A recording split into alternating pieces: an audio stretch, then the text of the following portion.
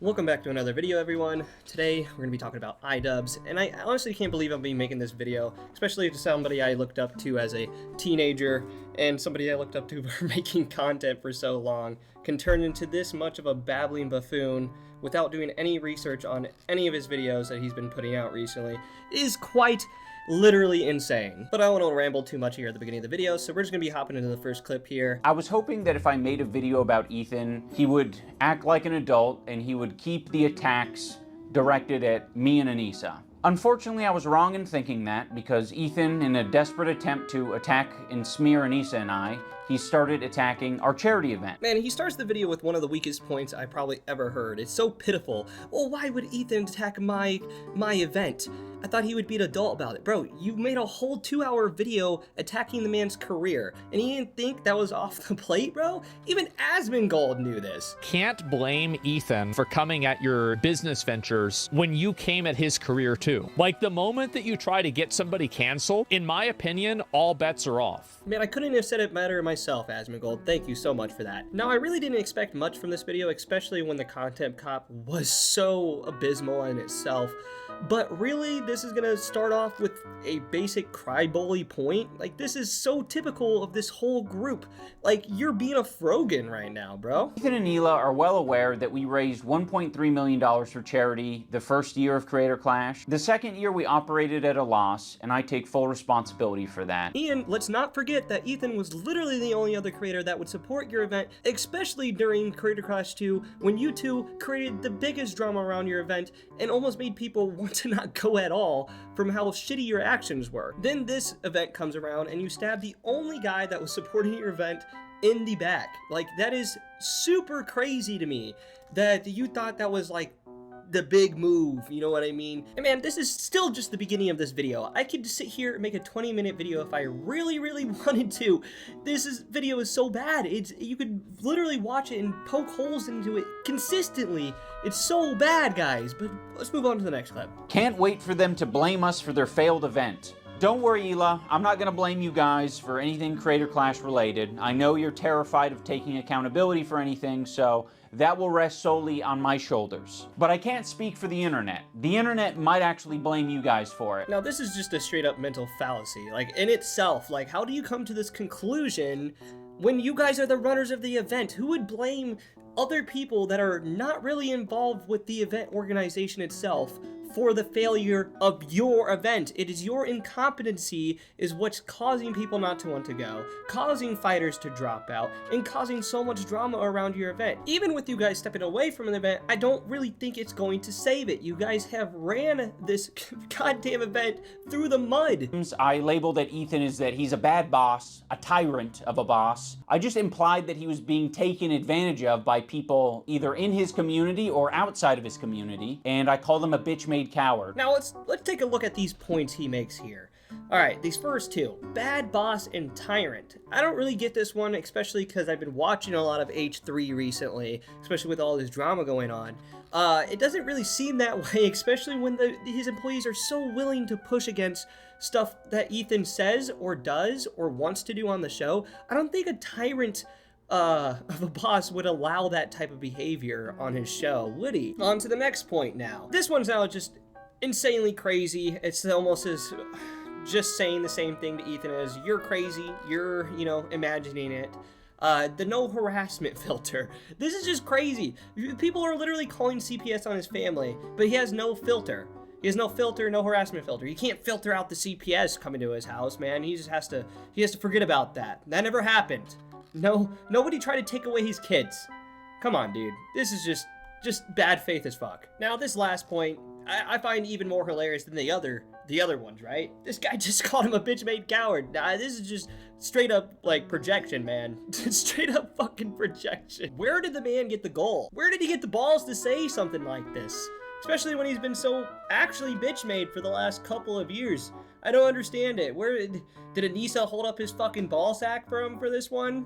Jesus Christ. Before Ethan even knew what my video was about, he was already framing me as anti-Semitic. But he's like, no, actually, Ethan, the fucking Jew bag. Fuck this Jew bag Zionist baby killer, guys, right? I don't know if that's what the video is. A lot of these people on the side of the internet want to cry about context when it comes to these types of clips, but will totally omit information when it makes them look better. What's the context to the clip, Ian? Maybe it's this. Oh my God! Like what? Like what? Why? What would I do to like fucking like what kind of fucking like bro? What kind of cowardly bullshit is this? Maybe he did assume some crazy anti-Semitic stuff happening in that video when you had every single creator that has been anti-Semitic attacking him, calling the CPS, this whole harassment campaign thing that's been going on for a while now, and you just want to omit that. You just want to omit that information because it's better for you. It's better for your video. It's better for all these losers that don't look up anything, right? The main criticism that I was seeing online with my video from Ethan and Hila is that I didn't mention the CPS call. I wonder why I wouldn't mention the CPS call.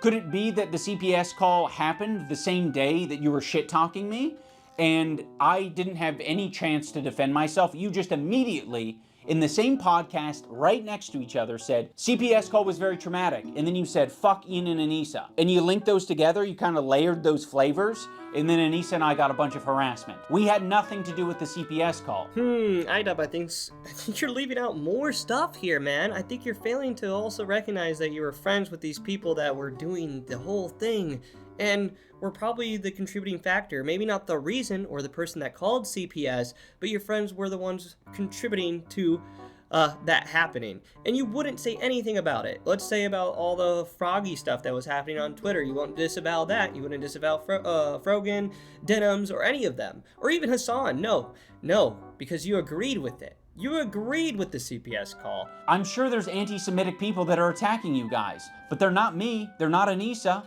It's not Hasan, it's not all of these other creators that you're attacking. You're not the biggest victim on the internet, Ethan. Other people can experience a horrible fucking time. And guess what? They're not getting this other benefit, which is 26,000 viewers. You're getting a lot of money and a lot of content, a lot of things that you care about from these beefs and from this harassment. There are a lot of people that you've just bullied and they have nothing to gain out of it. Frogan isn't making a bag from this. She's not getting content out of this. You're attacking her in relentless ways and endorsing so much worse harassment than what even you send her way. This guy just literally said that about Frogan. Frogan, the girl, sorry, I almost said guy. The girl that literally wished PTSD on all of our veterans. That's a crazy statement to back, Idubbbz. I mean, Ethan's literally getting skulls. Is getting sent to his house, CPS getting called to his house, all this crazy ass stuff, but the harassment that Frogan's getting so much worse, and she's not getting a bag off of it. I'm pretty sure she just got 180 donated subs to her the other day during this, watching this. She is definitely getting a bag off this.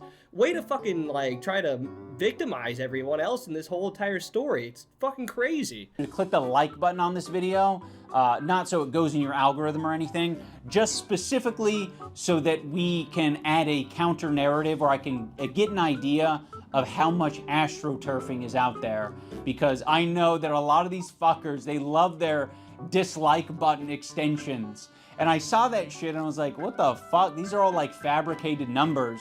The like-dislike ratio was like 80-20 on my video, and then they tried to create a narrative of like, no, people actually hate this content cop, guys. It's actually so much worse. Like, bitch, like, people were more upset with, like, my wife being on OnlyFans. You're not gonna convince the internet that fucking Ethan Klein isn't being a piece of shit. Like, sorry, guys. Where did all this confidence come from, Idubbbz? It wasn't there when you were running a goddamn boxing event that you should have had a lot more confidence in, especially when you had other fighters and other people relying on you. That's crazy that you would even say this with so much confidence. It's so funny because you're not even showing us the percentile of your like to dislike ratio on your actual content cop, but you'll show us the like to dislike ratio on a total other video that has nothing related to do with this. This is just crazy editing, man. Just so manipulative and out of context. This whole video just sucks. Again, I could sit here and poke holes in this video all day if I wanted to, but I really don't want to waste my time on pointing out the goddamn obvious. I just wanted to cover this because I find it genuinely hilarious this guy's coming back and making some of the worst points imaginable. Again, I don't think anybody would recognize this guy as the commentary king he was back in the day, and nor will he ever be, because he is down here with the peasants and will never be as good as he used to. Alright guys, if you like this video, please leave a like, and if you're new here, please subscribe, and I'll catch y'all in the next one. Peace.